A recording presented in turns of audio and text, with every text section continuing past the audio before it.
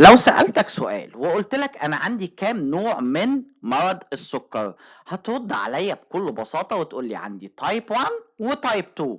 هقول لك طب فكر شوية كده، هتيجي باصص لي هقول لك في أنواع تانية ممكن تكون أنت ما سمعتش عنها، فهتعرفها معايا في حلقة النهاردة. فعاوزك تركز جدا في كل كلمة بنقولها. بس الأول أنا عاوز أسألك سؤال بسيط، يعني إيه مرض السكر؟ قال لك مرض السكر ده عبارة عن اضطراب أيضي. جميل. طب بيتميز بإيه؟ قال لك بيتميز بحدوث هايبرجلايسيميا، وكلمة هايبرجلايسيميا معناها زيادة قيمة الجلوكوز في الدم. طب ايه اسبابه؟ قال لك واحدة من اتنين، يا البنكرياس عندي مش بيفرز انسولين، يا اما البنكرياس بيطلع انسولين فبتحصل مقاومة. جميل، يعني في مشكلة في الريسبتور، او ممكن البنكرياس يطلع انسولين بكمية بس مش كافية.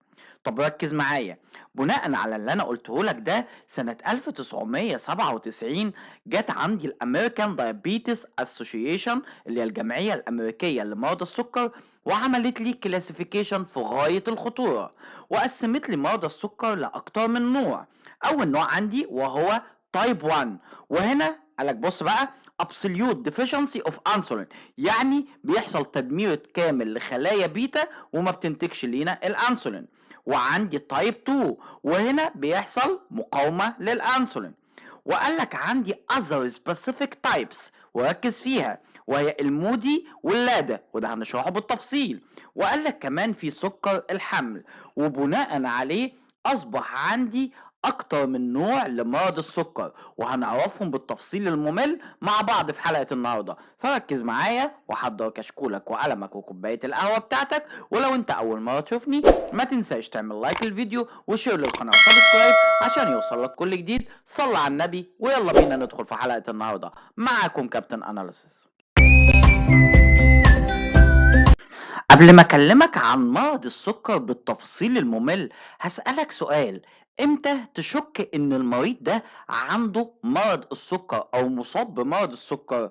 قالك بص يا سيدي، هنقسم السيمتومز عندنا لكومن سيمتومز ولونج تيرم كومبليكيشن. ركز معايا، الكومن سيمتومز المريض هيقولك انا بدخل التويليت كتير، يعني بيحصل تبول متكرر، وبعطش بشكل فظيع، وكمان بفقد وزني وعندي ضعف عام، ولكن باكل كتير جدا. وخلي بالك احيانا بتأثر على الرؤية او المجال البصري للمريض، وعشان كده لما المريض بيشتكي من الاعراض دي بنشك انه مصاب بمرض السكر. في بقى اللونج تيرم كومبليكيشن، بص ممكن يحصل له تصلب شرايين، فشل كلوي، فقدان للنظر، مشاكل في الأعصاب مع بتر القدم، وكمان عدوى الجهاز البولي والتنفسي والجلد. كل دي أعراض ممكن تظهر على مريض الديابيتس أو مريض السكر، فخلي بالك وركز كويس قوي مع كل كلمة المريض بيقولها. ازاي بنشخص مرض السكر؟ ركز معايا، في فرق بين التشخيص اللي هو الدايجنوزز وبين المتابعة. انا دلوقتي بكلمك عن التشخيص. هنعمل اكتر من تحليل، اشهرهم الفاستنج بلاد شوجر والبوست برانديال اللي هو افتر نورمال ميل، واكتب عليها مهمة جدا اللي هو السكر الصايم وبعد الفطار بساعتين. فركز معايا، لو لقيت القيمة بتاعة السكر الصايم أعلى من 126 مللي جرام بر ديسيليتر ده معناه إن مريض سكر. ولو لقيت القيمة بتاعة السكر الفاطر أعلى من 200 مللي جرام بر ديسيليتر ده معناه إن مريض سكر.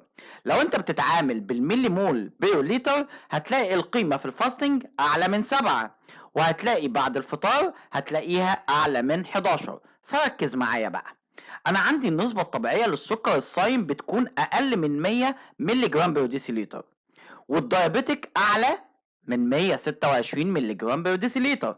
كده انا عندي من 100 ل 125 او ل 126، ده بنسميه بري دايابيتك. حلو. طب تعالى نروح للسكر الفاطر. قال لك النسبة الطبيعية بتكون أقل من 140 مللي جرام بر ديسيليتر، ومريض السكر بيكون أعلى من 200 مللي جرام بر ديسيليتر، والبري دايابيتك بيكون من 140 ل 200 مللي جرام بر ديسيليتر. ركز معايا في اللي هقوله لك ده، مريض السكر بيدخل التويليت كتير ويعمل تبول كتير جدا. حلو. عندي نفس العرض ده بيحصل في مريض السكر الكاذب اللي هو الدايابيتس انسيبيدس، وهنا بيكون ديفكتيف هرمون ال ADH.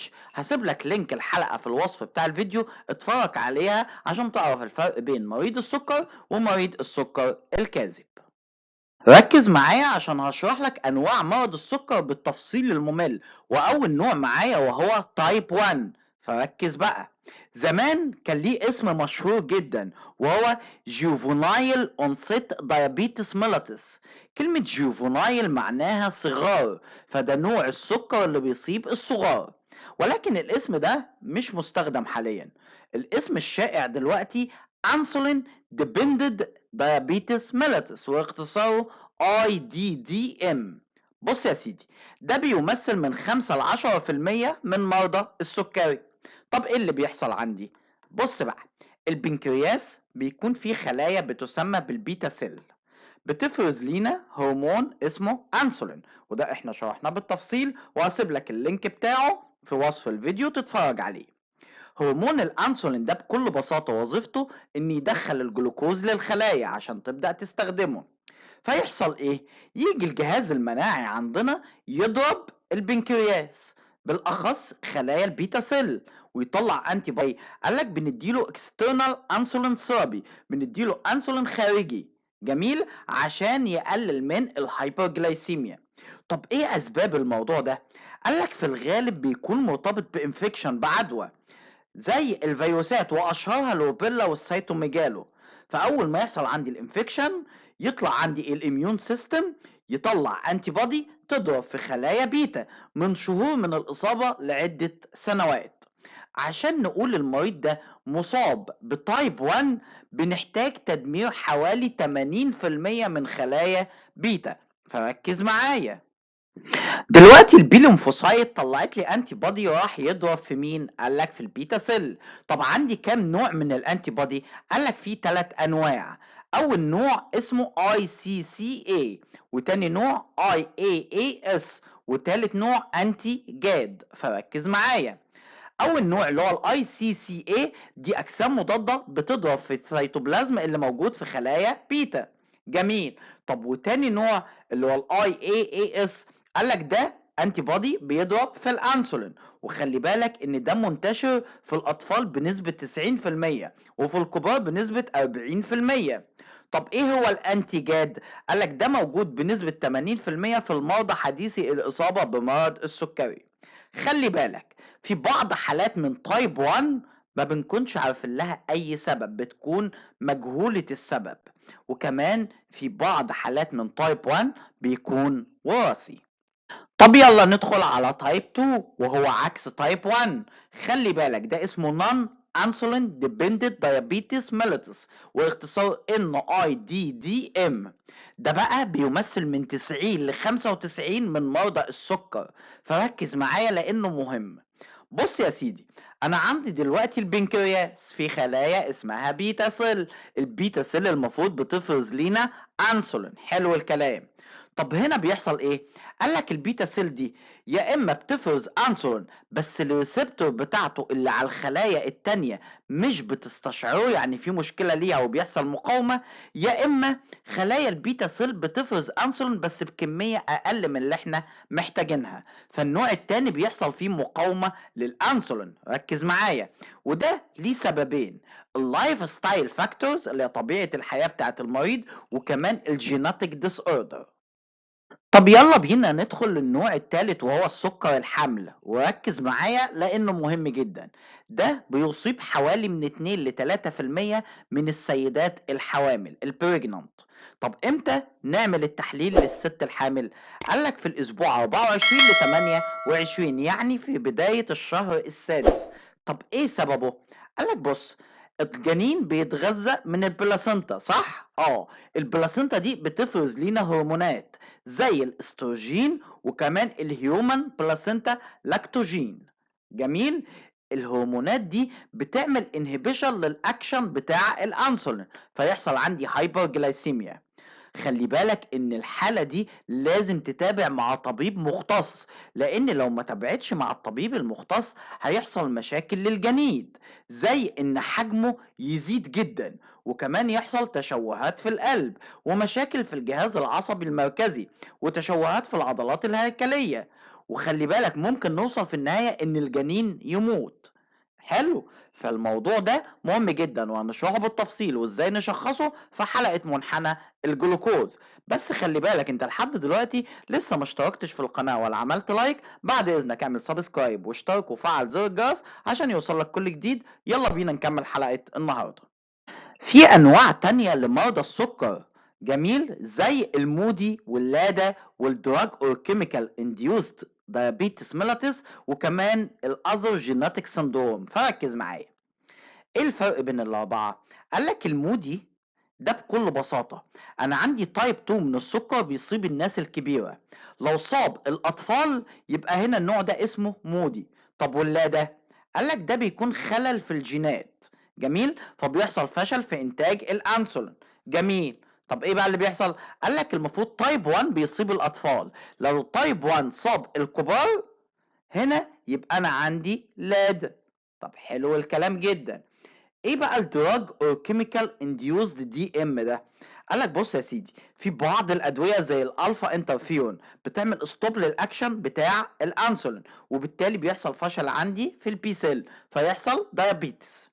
طب وايه الجيناتيك سندروم؟ قالك زي الداون سندروم، الناس دي بتبقى معرضه للاصابه بمرض السكر. يلا بينا اديك الكريزة في حلقة النهاردة. هعمل لك تقسيمة ما بين تايب 1 وتايب 2 مستحيل تنساها طول عمرك، فركز معايا. تايب 1 بيمثل من 5 ل 10% من مرضى السكر، اما تايب 2 من 90 ل 95%. تايب 1 بيصيب الناس اللي اقل من 35 سنة، اما تايب 2 بيصيب الناس اللي اعلى من 35 سنة. تايب 1 المريض بيتميز انه ثين نحيف، اما تايب 2 بيتميز انه سمين. حلو. تايب 1 الهيستوري في العيلة بتاعته بيكون less common عن تايب 2 اللي بيكون common مشهور. طيب، تايب 1 بيحصل فيه كيتو اسيدوزس، ده كومن، دي حاجة أساسية فيه، أما تايب 2 بيكون uncommon غير شائع إن يحصل كيتو اسيدوزس. طيب، تايب 1 ما بنقدرش نقيس لا الانسولين ولا السي بيبتايد، اما تايب 2 بيكون قيمة الانسولين والسي بيبتايد يا اما طبيعية يا اما عالية. تايب 1 لازم يتعالج بالانسولين ثيرابي، اما تايب 2 في بعض الحالات بندي انسولين وليس كل الحالات. دي كانت حلقة النهاردة عن شرح مرض السكر بالتفصيل الممل وبكل انواعه. لو انت شفت معايا الحلقة لحد اللحظة دي هسيب لك في التعليقات لينك ال HbA1c والفركتوزامين والسي بيبتايد والانسولين والبنكرياس، اتفرج عليهم عشان تفهم حلقة النهاردة والموضوع يكون متكامل معاك. لو انت شايف ان احنا بنتعب في المحتوى بتاعنا ما تبخلش علينا بتعليق كويس تحت الفيديو، وما تنساش تعمل لايك للقناة وشير وسبسكرايب عشان يوصلك كل جديد. كان معاكم كابتن اناليسيس.